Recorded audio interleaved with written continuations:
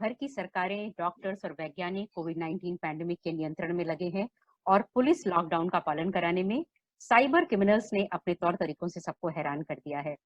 इस समय वो कोविड से बचाव से लेकर उसके इलाज तक की बहुत सारी चीजें डार्क नेट पर बेच रहे हैं। मिस इन्फॉर्मेशन और फेक न्यूज जैसे पुराने हथियार तो हैं ही। आज हमसे बात करने के लिए हमारे साथ हैं आईजी कोस्टल सिक्योरिटी और IG cyber security of Maharashtra Yashasvi Yadav ji. Yadav ji, आपका आज के शो में स्वागत है। Thank you very much. और अ, बहुत ही टाइमली शो है because cyber issues are really dominating these days. Sir, Maharashtra में कोविड के केसों की संख्या करीब-करीब 40,000 के पास पहुंच रही है। ऐसे में लोगों में दहशत है। कई तरह की मिस इन्फॉर्मेशन और फेक न्यूज़ तो हम देख रहे हैं, जिस पर पुलिस एक्शन भी ले रही है। इसी बीच में एक नया मसला निकल कर सामने आया है कि ऑस्ट्रेलिया और कुछ अन्य देशों में डार्क नेट पर बहुत सारी चीज़ें बेची जा रही हैं साइबर क्रिमिनल्स के द्वारा। इसमें चोरी की पीपीई किट्स भी हैं, हाइड्रॉक्सी क्लोरोक्विन भी है और यहाँ तक कि कोविड-19 के रिकवर्ड जो पेशेंट्स हैं, उनके ब्लड को बेचे जाने की भी खबरें ऑस्ट्रेलिया के एक्सपर्ट्स ने निकाली है। तो हमें ऐसी जानकारी मिली है कि महाराष्ट्र में भी इस तरह का कोई कारोबार चल रहा है, जहाँ पे रिकवर्ड पेशेंट के ब्लड को इलीगली बेचे जाने की बात डार्क नेट पर है। तो क्या आपके पास ऐसी कंप्लेंट आई है? देखिए, महाराष्ट्र साइबर डिपार्टमेंट जो है वो प्रोएक्टिवली काम कर रहा है आजकल। उसका कारण ये है कि लॉकडाउन की वजह से लोगों के पास ज्यादा वक्त है और वो काफी हद तक सोशल मीडिया प्लेटफॉर्म्स में इंटरनेट का यूज कर रहे हैं, जिसकी वजह से जो साइबर क्रिमिनल्स हैं वो उनको फंसाने की कोशिश भी कर रहे हैं।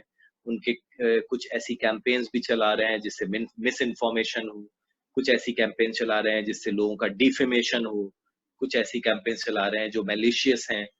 एक एक कैंपेन मेरे अभी नजर में आई है जिसके तहत बैंक एम्प्लॉय बनकर लोगों को ईमेल्स या व्हाट्सएप मैसेजेस भेज रहे हैं कुछ लोग, और उनसे एक लिंक, एप्लीकेशन लिंक डाउनलोड करा रहे हैं अपने फोन में।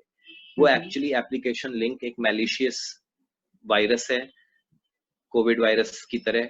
वो बहुत बुरी तरह से स्प्रेड होता है और लोगों के फोन का सारा डेटा चुरा लेता है। तो कुछ अनभिज्ञ लोग अपने फोन पे जैसे ही वो ऐप डाउनलोड करते हैं, बैंक एम्प्लॉय बनकर साइबर क्रिमिनल्स जो उनको बोलते हैं, तो उनका पूरा फोन का डेटा इंक्लूडिंग बैंक की सारी इंफॉर्मेशन चोरी हो जाती है और उनके बैंक अकाउंट खाली कर दिया जाता है। सर, उस ऐप तो का इस नाम तरह क्या की है? अगर आप बता सकें तो? वो ऐप का नाम थोड़ी रखा है क्रिमिनल्स ने। वो ऐप वो भेजते हैं, वो मैलिशियस एक वायरस है। उसका नाम वो अपने बैंक का ही नाम रख देते हैं। जैसे अगर वो बोल रहे हैं आईसीआईसीआई बैंक के हम एम्प्लॉय बोल रहे हैं, आपको अपना केवाईसी फॉर्म अगर भरना है तो ये ऐप डाउनलोड कर लीजिए। इससे आपका केवाईसी फॉर्म घर बैठे भर सकेंगे आप। तो लोगों को काफी अच्छा लगता है कि बैंक नहीं जाना पड़ेगा, घर बैठे हम भर लेंगे, और वो ल्योर हो जाते हैं वो ऐप। तो उस ऐप की लिंक देते हैं, लिंक उस ऐप का कोई नाम नहीं देते हैं। इस तरह का नाम होगा ICICI bank KYC form dot something. तो इस तरह की लिंक को जैसे ही वो डाउनलोड करेंगे, उनका पूरा डेटा चोरी हो जाएगा। अब तो क्या आपने इसको ट्रेस कर लिया है? ये जो काम कर रहे हैं, इनको ट्रेस कर लिया है आपने? जी हाँ, इन लोगों को हमने ट्रेस कर लिया है और इनको हमने अरेस्ट भी कर लिया है। लेकिन ये अभी कुछ ही दिन पहले ये ऐसा नेटवर्क चालू हुआ था। सर, ये भी जानकारी लेकिन अब मिली है क्या आपने कि कितने लोगों ने डाउनलोड किया और उनका डेटा चोरी हुआ? ऐसी कोई जानकारी नहीं, मिली? अभी फिलहाल हमें एक आईसीआईसीआई बैंक के एक कस्टमर ने हमें ये बताया था, और उन लोगों ने जिन लोगों ने ये काम किया उनको आईपी एड्रेस की ट्रेसिंग से हमने अरेस्ट कर लिया। लेकिन अभी जो इम्पोर्टेंट चीज जो आपने बोली कि डार्क नेट का भी दुरुपयोग हो रहा है। डार्क नेट में आपको सारे व्यूअर्स को बताना चाहूंगा कि 99.6% of internet is dark net. मतलब जो आप गूगल, यूट्यूब वगैरह देखते हैं वो 0.4% ऑफ इंटरनेट है। तो जो आप देख पाते हैं अपने इंटरनेट एक्सप्लोरर से या क्रोम एक्सप्लोरर से या कोई और एक्सप्लोरर से, वो सिर्फ 0.4% ऑफ इंटरनेट है।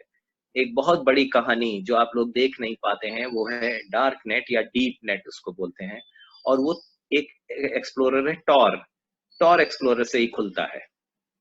तो उसमें बहुत सारे क्राइम्स हो रहे हैं, जैसे आपने बताया ऑस्ट्रेलिया में ऐसे कुछ लोग कोरोना से रिलेटेड चीजें बेच रहे हैं।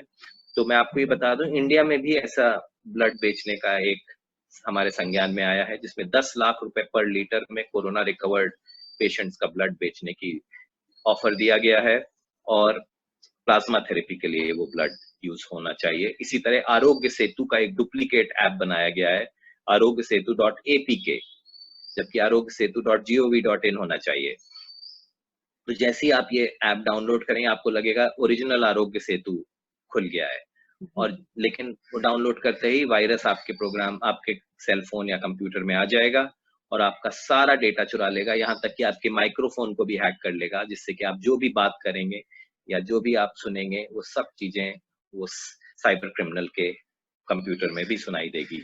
तो सर, तो ये आप दोनों पूरी सेट तरह ऑफ से क्रिमिनल्स को क्या अरेस्ट कर लिया गया है? नहीं, अभी इनके ऊपर इंक्वायरी चल रही है। ये जो डार्क नेट पे, क्योंकि डार्क नेट में क्राइम को डिटेक्ट करना बहुत मुश्किल होता है, क्योंकि इसमें प्रॉक्सी सर्वर्स का यूज होता है। प्रॉक्सी सर्वर मतलब अगर कोई क्रिमिनल बॉम्बे में बैठा है, तो अगर आप उसको ट्रेस करने लगेंगे, जब पुलिस उसको ट्रेस करेगी तो उसको पुलिस को लगेगा पहले साउथ कोरिया में आदमी बैठा है, फिर उज्बेकिस्तान गया उसका सिग्नल, फिर इस्लामाबाद गया, फिर ईरान गया, उसके बाद बॉम्बे आया। तो हमें कई स्टेप्स पे ट्रेस करना पड़ेगा, तो अभी वो हम ट्रेस करने की कार्रवाई कर रहे हैं। होपफुली हम इस केस को भी क्रैक करने में सक्सेसफुल होंगे। सर, जो रिकवर्ड पेशेंट के ब्लड की बात आप कर रहे हैं, तो क्या ये भी खबर आपको मिली है कि ऐसा कोई ट्रांजैक्शन हुआ है या सिर्फ ऑफर की खबर है आपके पास?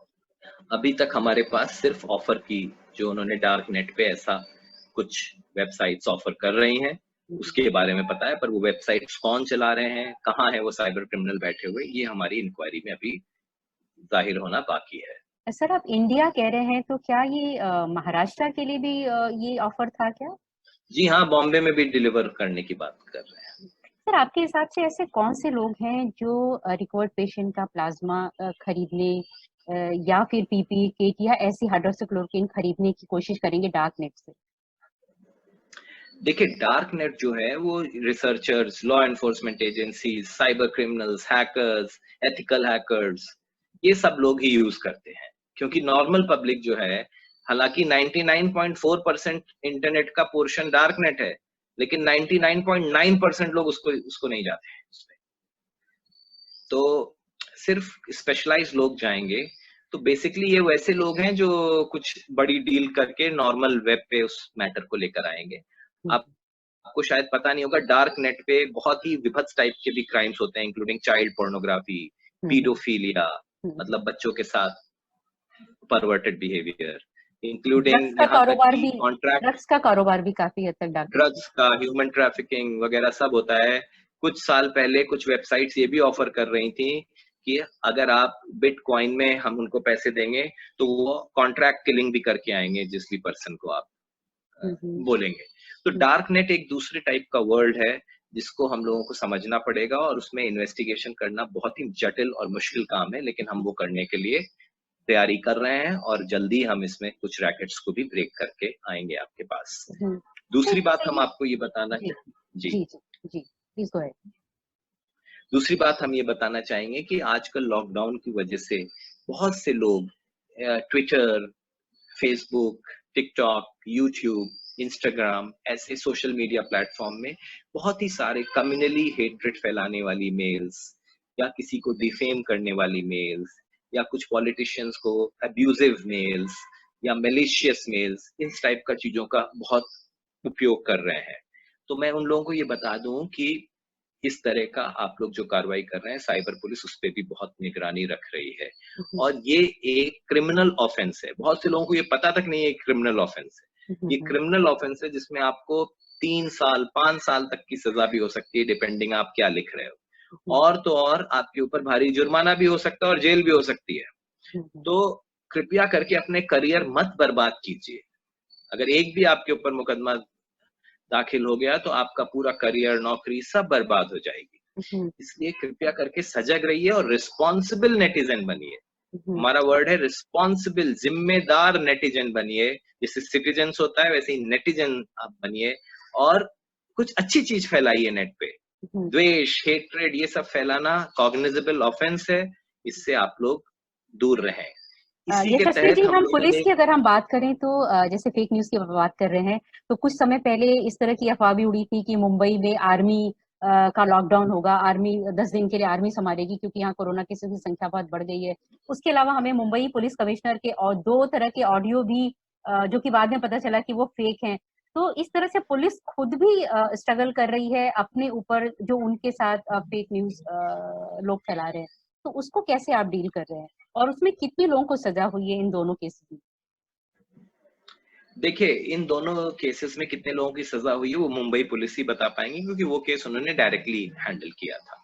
लेकिन इस तरह का फेक न्यूज फैलाना और किसी और की आवाज को किसी और की आवाज बताना, इसको हम लोग 66C सेक्शन आईटी एक्ट के तहत ये एक पनिशेबल ऑफेंस है और इसको आइडेंटिटी थेफ्ट बोलते हैं। मतलब किसी की पहचान चुरा लेना और नकली पहचान बना लेना। जैसे कि फेक प्रोफाइल, कुछ लोग लड़कियों की फेक प्रोफाइल बना लेते हैं।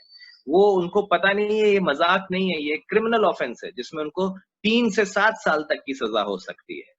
तो ऐसे काम ना करें, क्योंकि अब साइबर पुलिस बहुत सजग हो गई है और इसी के श्रृंखला में हम लोगों ने कल से एक नया सीरीज चालू किया है, जिसमें हम लोग अगर कोई भी ऑब्सीन, अब्यूजिव या डिफेमेटरी पोस्ट देखते हैं, हम खुद सॉफ्टवेयर के द्वारा सारे सोशल मीडिया प्लेटफॉर्म को मॉनिटर कर रहे हैं और अगर वहां पर हमें ऐसी पोस्ट दिखती हैं तो हम लोग तुरंत उस पर्सन को लीगल वार्निंग देते हैं अंडर सेक्शन 149 सीआरपीसी। और वो लीगल वार्निंग उन्हीं के इनबॉक्स में दी जाती है जहां से वो अकाउंट, जैसे इंस्टाग्राम में अगर उन्होंने किया तो इंस्टाग्राम के इनबॉक्स में उनको ये वार्निंग दे दी जाएगी और उनसे कहा जाता है ये पोस्ट आप तुरंत डिलीट कर दें। अगर वो ऐसा नहीं करेंगे तो उनके ऊपर हम लोग आपराधिक मामला भी दाखिल करेंगे। यशस्वी जी, कम्युनल हेट एक बहुत बड़ी मुसीबत बन के सामने आया है, खासतौर से पैंडेमिक में कई सारे अकाउंट से बहुत ज्यादा हेट अभी भी प्रसारित किया जा रहा है। उसके लिए क्या कानून है और महाराष्ट्र में कितने लोगों पर एक्शन लिया गया? देखिए, अब तक 1.5 महीने में हम लोग 400 ऐसे केसेस रजिस्टर कर चुके हैं, जिसमें लगभग 200 के करीब लोग अरेस्ट हो चुके हैं और 266 अभी अरेस्ट होना बाकी हैं, जिन्होंने ऐसी कम्युनल हेट या हेट मैसेजेस भेजे थे। जैसा कि आपने देखा होगा, अभी कुछ दिन पहले बांद्रा में कुछ लेबर्स लोग इकट्ठा हो गए थे, तो उसमें भी बहुत से लोगों ने उसको कम्युनल कलर देने की कोशिश की कि मस्जिद से ऐसा लोग बोल रहे थे, एटसेट्रा। इसी तरह से पालघर में 2 साधुओं की मौत हो गई, जो कि ये साबित है कि उसमें कोई कम्युनल एंगल नहीं था। उसमें उनको बच्चा चोर या किडनी चोर गैंग के सदस्य समझने की वजह से उसी कम्युनिटी के ज्यादातर लोगों ने उनका लिंचिंग कर दी। तो लेकिन फिर भी लोगों ने इस तरह का बहुत हेट्रेड फैलाया। उसमें आपने देखा होगा अर्नब जो है रिपब्लिक टीवी के, उनके ऊपर भी मुकदमा दाखिल हुआ है। तो इस तरह से कार्रवाइयां सारा साइबर पुलिस और यूनिट पुलिस मिलके कर रही हैं और ऐसा जो हेट फैलाते हैं उनके तहत 2 प्रमुख सेक्शन है जिसमें cognizable non bailable offences register हो सकते हैं। 153A एक आईपीसी का सेक्शन है जिसके तहत ये कार्रवाई हो सकती है। हमसे बातचीत करने के लिए बहुत-बहुत धन्यवाद Yashasvi ji. Thank you so much. Thank you very much and it's an honour and pleasure कि आपके साथ हम ये इंटरव्यू कर पाए। Thank you very much Kanchan ji. Good day.